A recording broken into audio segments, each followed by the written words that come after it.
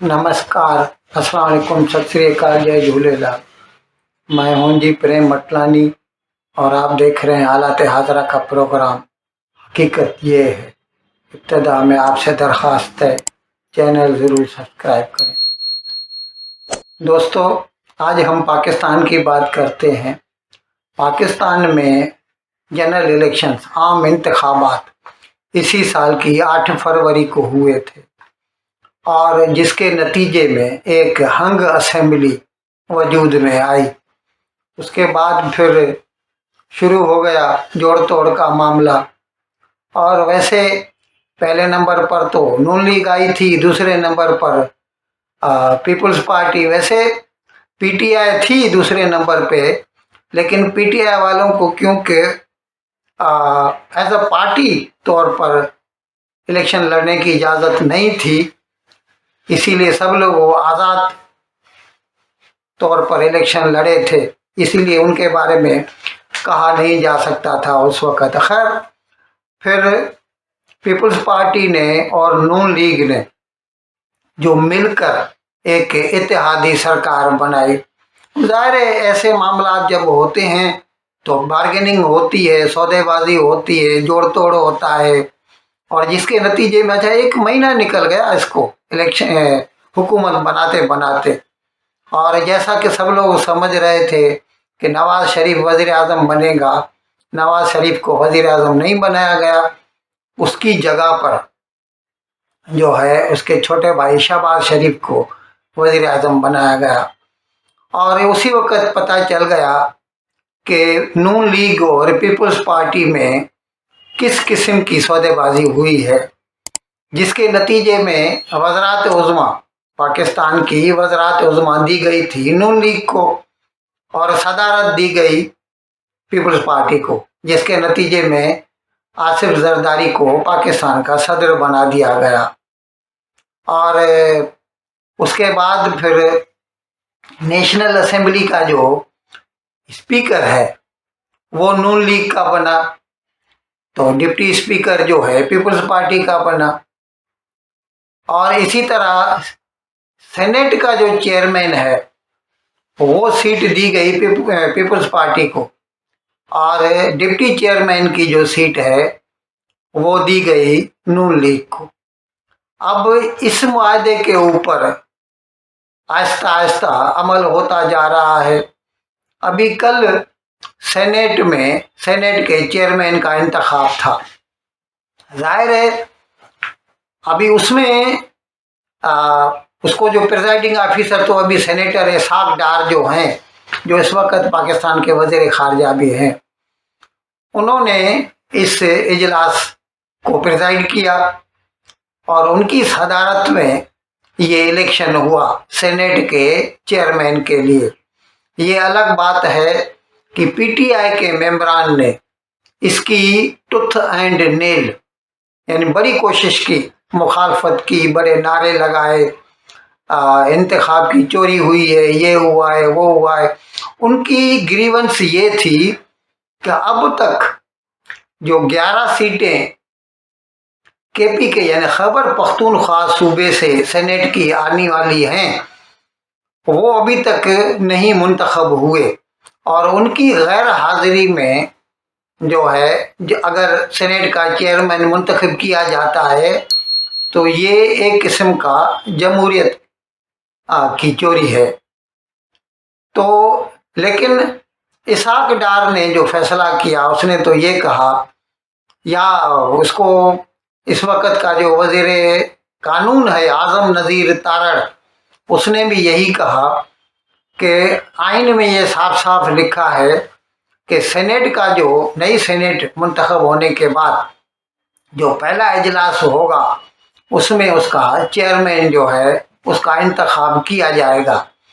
अब इसीलिए हम उन 11 सीटों के लिए इंतज़ार नहीं कर सकते, यानी जितने उस वक़्त मौजूद थे उनमें से उनको सेनेट का चेयरमैन मुंतखब करना था।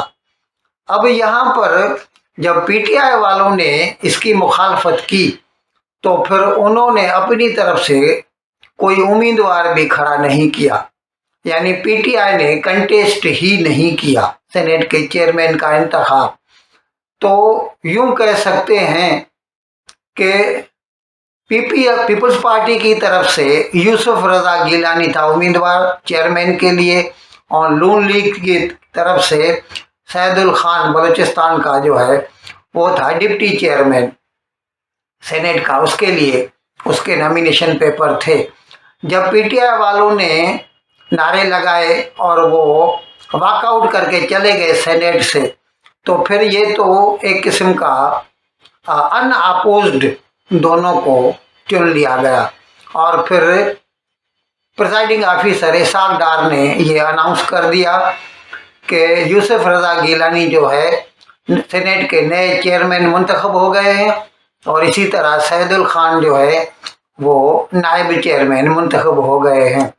उसके बाद इसाक डार ने नए चेयरमैन यानी यूसुफ रजा गिलानी को उसका हलफ उठवाया as a chairman of senate, और फिर नए सेनेट चेयरमैन यूसुफ रजा गिलानी ने जो नायब चेयरमैन था सैदुल खान उससे हलफ उठवाया। अब ये जो है प्रोग्राम ये तो पूरा हो गया, लेकिन पीटीआई ने इसकी मुखालफत की, और वो तो ऐसा कहते हैं कि ये जमहूरियत का खून हुआ है।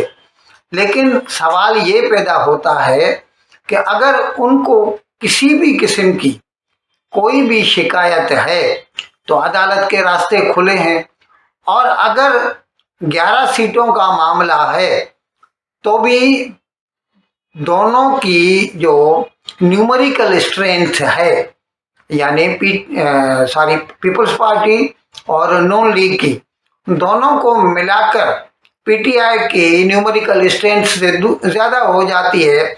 इसीलिए इस बात का गिला करना या शिकवा करना कि उन 11 मेंबरान की गैर मौजूदगी में ये इलेक्शन नहीं होना चाहिए था, मेरी नज़र में तो गलत है। लेकिन अगर उन्हें कोई शिकायत है तो वो इसके लिए अदालत का रुख कर सकते हैं, और अदालतें तो बैठी हैं पाकिस्तान में। अच्छा, मैं थोड़ा इसके बारे में इसका इंट्रोडक्शन दे दूं, आपको तारुफ करा दूं।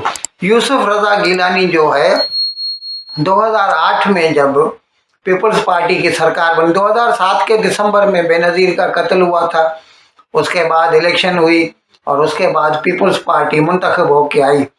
उस वक़्त पीपल्स पार्टी की तरफ से यूसुफ रजा गिलानी यही साहब जो हैं ये पाकिस्तान के वज़ीर-ए-आज़म बने थे, 4 साल तक वो रहे इस पोस्ट पर, 12 तक। उसके बाद और उसके साथ उसी वक़्त पाकिस्तान का जो सदर बना था यही आसिफ अली जरदारी जो है वो सदर बना था, जो कि आज भी पाकिस्तान का सदर है नया। और उसके आगे यूसुफ रजा गिलानी जो है वो सेनेट चेयरमैन है, और सेनेट चेयरमैन जो होता है वो नायब सदर भी होता है यानी वाइस प्रेसिडेंट भी होता है।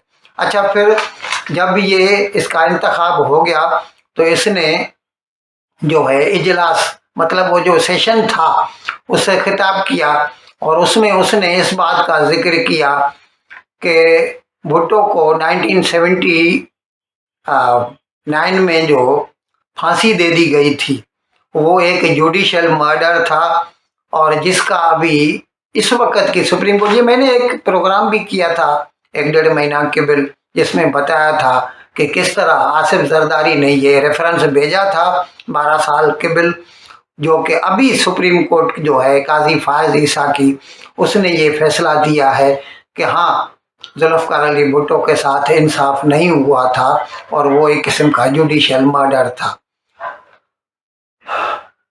इन अल्फाज के साथ मैं आज का प्रोग्राम ख़त्म करने की आपसे इजाज़त चाहता हूँ, लेकिन विदाई लेने से पहले एक मरतबा फिर आपसे मेरी दरख्वास्त है कि जिस किसी साहब या साहिबा ने अब तक हमारे इस चैनल को सब्सक्राइब नहीं किया, अगर करम इसको जल्द से जल्द सब्सक्राइब करें, प्रोग्राम को लाइक करें, शेयर करें और घंटी का बटन दबाना न भूलें।